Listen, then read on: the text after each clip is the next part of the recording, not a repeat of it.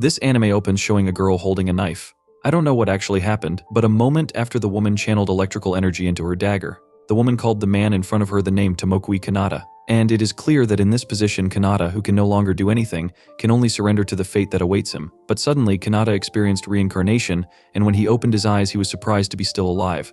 In front of him he saw an old grandfather who woke him up. Kanata, who saw the grandfather, was very surprised because the grandfather had green skin.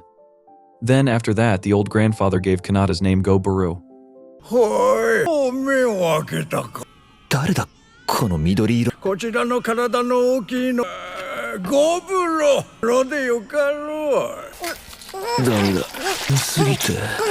On the second day, when Gobaru woke up from his sleep, he was surprised because he was surrounded by green-skinned babies, and Gobaru realized that he was born as one of the goblins without powers.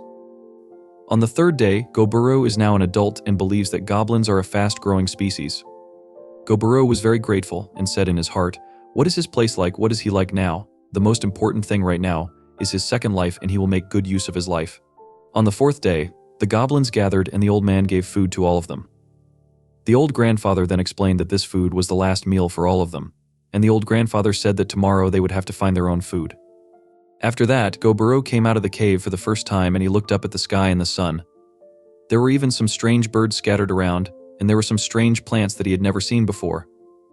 Not long after, one of the goblins approached him behind him. The goblin was named Gobkichi. After getting to know each other, Gobaru and Gobkichi hunt together for the first time. 狩りだ。いいぞ、ゴブキチ君。一人が追い立て、一人が。やはり狩りは二人が仲良く分けないとダメです。軽くゴブキチ君に仲良く分けないとダメですよ。After successfully getting the horned rabbit, Gobaru then broke its horn and suddenly a notification appeared in his head. The notification told him that he had obtained the horns of a rabbit, and Gobaru, who received the notification, did not understand this. After that, the two of them ate the horned rabbit's meat. The next day, the two of them went into the forest to hunt again. But a strange thing happened again. After eating the prey, he now gained the ability to escape. After that, Gobaru realized that it was all an absorption ability. That ability was an ability he had in his previous life, an ability that only espers possessed. This ability can eat iron, gold, or poison. He can eat them all and will get the ability. But unfortunately, the abilities he gained in his previous life have been erased. In the evening, a goblin woman came, named Goblin, who praised the two of them for successfully eating the horned rabbit. Then Gobaru invited Gabai to join in the hunt. Gabi, who heard this, was very happy and agreed to the invitation. The next day, when they wanted to go hunting, it suddenly started raining, so they couldn't enter the forest to hunt. When Gobaru made a weapon, the old grandfather came over to Gobaru. The old grandfather's name was Gobji and explained that he was the one who brought Gobaru into this world. The old grandfather was also the head of the cave. Gobji's grandfather said that with this Gobaru would definitely be able to raise his level easily. These words made Gobaru confused about what he was hearing. Gobji's grandfather then told him that by placing his finger on his head, he could find out a person's level. Gobaru then did that, and suddenly it occurred to him that he was now at level 86, and with a certain level Gobaru could evolve into a creature of a higher level. On the 8th day, Gabi was finally able to join the hunt together. After successfully getting their prey, as usual they immediately eat it and Gobaru gets several abilities. いいぞゴブミちゃん。バックアップのゴブミちゃん、そしてフォワードのゴブキチ君。サーモグラフィー、トレランスベノム。このヘビ、今の俺を。At night, when Gobaru was fast asleep, it suddenly occurred to him that Gobaru had now reached a certain level, and then another notification appeared telling him that the evolution had been successfully completed. When the choice notification appears, Gobaru selects yes. The next day when he woke up from his sleep, he was surprised because he had evolved. Where now his body is like in the past, at the same time the Gobkichi has evolved too. To praise their new abilities, the two of them then went to hunt the wolf beast. After successfully defeating the wolves, Gobaru again gained several new abilities. At that time, Gobaru woke up Gobji and told him the incident of their human captive who had died after drinking poison. In order to honor those who have died, the Gobaru burns the human captive so that the dead will rest in peace in nature. On the 26th day, Gobi was seen carrying out training with other goblins. In the middle of practice, Gobaru summarized what he had gone through previously. He realized that if the goblins continued to eat a lot of monsters, they would gain all the power from those monsters. Not long after, several goblin robbers were seen coming, and were greeted by Goburo with his 2 swords. Seeing this, Gobji stopped him and explained that they were a team of migrants who were looking for food supplies for them. In other words, they are the current generation of Goburo parents. Long story short, after they collected the cargo they were carrying, it was seen that there were several human captive girls, and it was considered a quality product for all of them. Gobji, who saw this, was very happy to get some girls, after losing the human captives before. Even though they planted human seeds, somehow the ones born were always the goblin race. When Goburo asked the goblin robbers to guard the girl captives, the Hug leader immediately stopped him. The leader was named Hobkin, then he immediately grabbed Goburo's clothes and immediately shouted at him. When things got heated, luckily there were 2 women who stopped him. He is Hobsato the swordsman and Hobsai the magician. The 2 of them then give advice to Goburo and Hobkin to fight each other, and if they win, he will become the keeper of the female captive and will become the leader of the village. However, they were both prohibited from using weapons when fighting, and they both finally agreed to this rule. Long story short, Goburo won the fight in a very short time. He used a spider's web after eating the flesh of a demon spider. Everyone who saw it was very surprised by Goburo's abilities. Because Goburo had won the battle, the old generation had to recognize Goburo as the new village leader.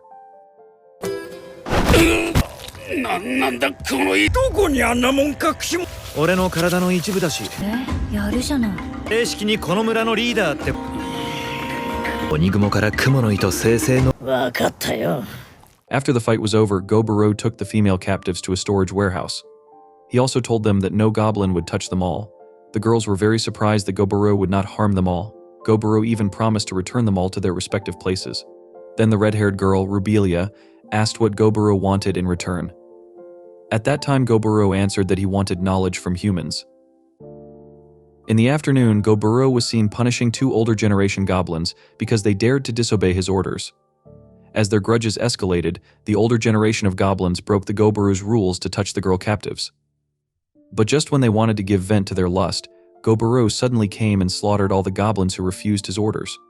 Not long after, Gobkichi and the others came. Goburo immediately ordered Gobkichi to take Hoban out, as well as his subordinates, and summoned the goblin raiders to gather outside. That's how Goburo controlled the situation, as well as showing off his power and strength from the goblins. Some of Hobkin's subordinates were still alive even though they were dying, unlike Hobkin, who had to die the next morning. Long story short, you can see the Gob, which has now evolved into a strong goblin like Goburo and the others. After that, Goburo divided the tasks into several divisions: the weapons division led by Gobkichi, the arrow division led by Gobmi, the sword division led by Hobsato, the magic expert division, which had no one yet, led by Hobsai, and the simple task division led by Gobi. After giving orders to each division to train their subordinates, Goburo entered the forest to look for monsters to increase his strength. Long story short, Goburo entered the northern forest, even though there was a prohibition against entering the forest, because in the forest there is a forest ruler named the Red Bear. Unfortunately, after a few seconds Goburo entered the forest, he immediately met the forest ruler, the Red Bear. After the magic skill of the Goburo was sacrificed with one hand, the Red Bear looked angry when facing the Goburo. The claws of a red bear can even tear apart a super thick body, clearly making the Goburo continue to dodge and hope that it doesn't get hit by the claws. Goburo then launched his spider thread skill to stop its movement. But unfortunately, the red bear managed to free itself and let out a fire that could heat up the forest area. Long story short, after burning the area around him, Goburo appears to challenge him again after healing his burns. Unfortunately, when Goburo managed to block the burst of fire from the red bear using his water protection skill, unfortunately he didn't take into account whether the regional ruler in front of him would immediately die or not after he stuck his sword right into its throat. Goburo was left dying after being hit by a Maru attack from the red bear. When both of them were dying, Goburo decided to attack him in order to eat the flesh of a very overpowered bear monster.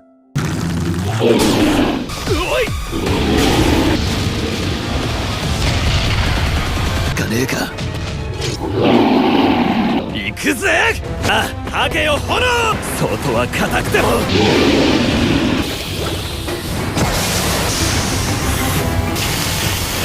だからどうだ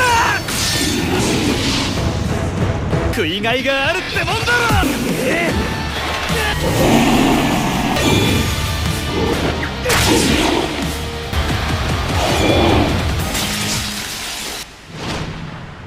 After a fierce fight with the Red Bear, Goburo finally succeeded in defeating the ruler of the Red Bear region, even though he was in a dying condition and one of his hands had been cut off.